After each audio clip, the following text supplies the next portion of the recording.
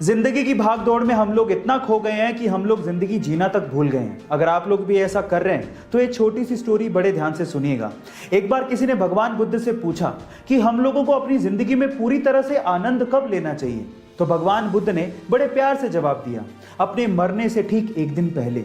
तो फिर उस व्यक्ति ने कहा कि हमारी मृत्यु तो निश्चित ही नहीं है, हम लोग कब मरेंगे हमें क्या पता।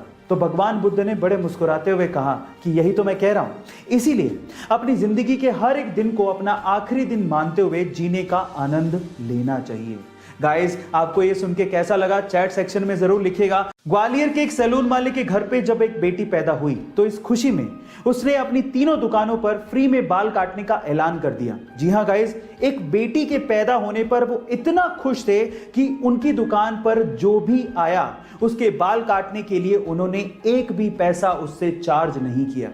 ऐसा करके वो ये संदेश देना चाहते थे कि समाज में अगर किसी के घर में बेटी पैदा होती है तो वो खुशियां लेके आती हैं, वो खुशियों के दिन होते हैं। इसमें उदास होने वाली क्या बात है, उत्सव मनाया जाना चाहिए।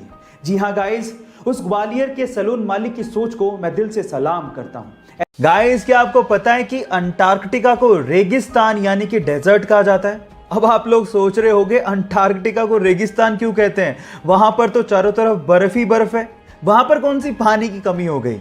तो थांबा, मैं आपको आपकी जानकारी के लिए बता दूं कि हम मानते हैं कि भैया स्नो बर्फ होती है, लेकिन स्नो की कंजप्शन आपको हाइड्रेट करने की बजाय डिहाइड्रेट कर देती है। जी हाँ गाइस, आप ठीक सुन रहे हैं। जब आप स्नो की कंजप्शन करते हैं तो आपके शरीर को उसे पानी में बदलने में ज्यादा एनर्जी लगती है, जो स्नो के हाइड्रेटिंग इफेक्ट को नलीफाई कर देती है ना। ये इंटरेस्टिंग फैक्ट। ये फैक्ट जान के आपको कैसा लगा चैट सेक्शन में लिखना मत भूलिएगा।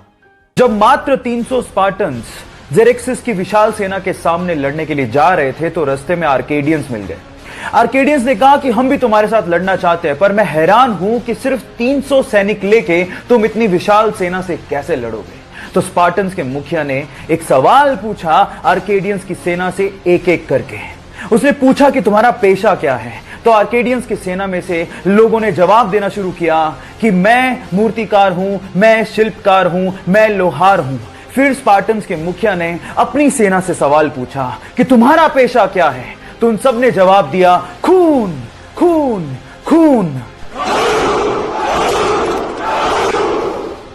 सबक यह है कि जंगें सैनिकों से नहीं, हौसलों से जीती जाती हैं।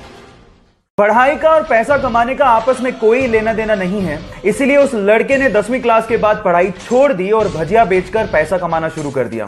फिर अपने दोस्त की मदद से 1948 में यमन चला गया और वहां पर एक पेट्रोल पंप पे काम करना शुरू किया। देखते ही देखते अपनी मेहनत की बदौलत वो वहां पे क्लर्क और फिर मैनेजर बन गया, लेकिन उसके दिमाग में तो अलग ही सनक चल रही थी। फिर वहां से अच्छी खासी नौकरी छोड़ के 50,000 रुपया लेकर वो इंडिया आया और यहां पर मसाला और पॉलिस्टर बेचने की कंपनी शुरू की और देखते ही देखते 10 लाख की टर्नओवर के साथ इंडिया की सबसे बड़ी प्राइवेट कंपनी बना डाली।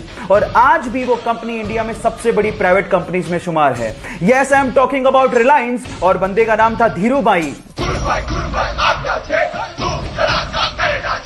और उनका कहना था कि बड़ा सोचो, दूर की सोचो और जल्दी सोचो, क्योंकि विचारों पर किसी का एकाधिकार नहीं होता। जब सीता मैया को रावण लंका उठा के ले गया तो उनको भगवान राम की तरफ से संदेश देने के लिए और उनका हालचाल पूछने के लिए हनुमान जी ने पर्वत से छलांग लगाई और समंदर के रास्ते होते हुए लंका जाने लगे। रास्ते में उनका सामना सुरसा से हो गया। सुरसा ने कहा, मुझे तो भूख लग रही है, मैं तो तुम्हें खाऊंगी। हनुमान जी ने कहा कि मैं सीता मैया से मिलके आता हूं, आते वक्त जो तुम्हारी इच्छा हो कर लेना। सुरसा ने कहा, नहीं, मुझे तो भूख अभी लग रही है, मैं तो अभी खाऊंगी। तो हनुमान जी ने कहा, वक्त जाया मत करो, खा लो। तो सुरसा ने उन्हें खाने के लिए अपना 1 योजन का मुंह खोला। 1 योजन का मुंह मतलब 8 मील मुंह खोला। जैसे ही उसने 1 योजन मुंह खोला, हनुमान जी 2 योजन के हो गए।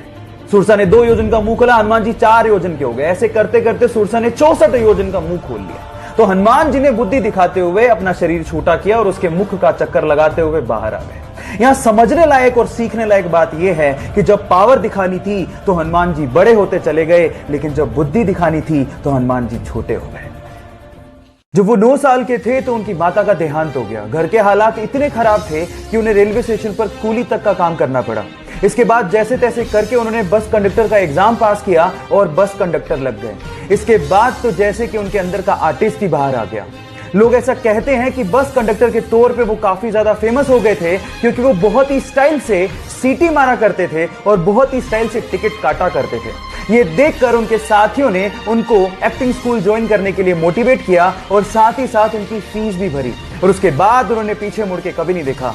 काफी स्ट्रगल के बाद उनकी पहली मूवी में ही उन्हें नेशनल अवार्ड मिला और देखते ही देखते वो साउथ में सुपरस्टार और गॉड माने जाने लगे। जहां हालात ये हैं कि बाकी एक्टर्स को अपनी मूवीज हॉलिडे के दिन रिलीज करनी पड़ती है, वहीं जब इस सुपरस्टार की मूवी आती है तो अपने आप वो दिन हॉलिडे हो जाता है। Yes, I'm talking about Thalaiva Rajnikanta.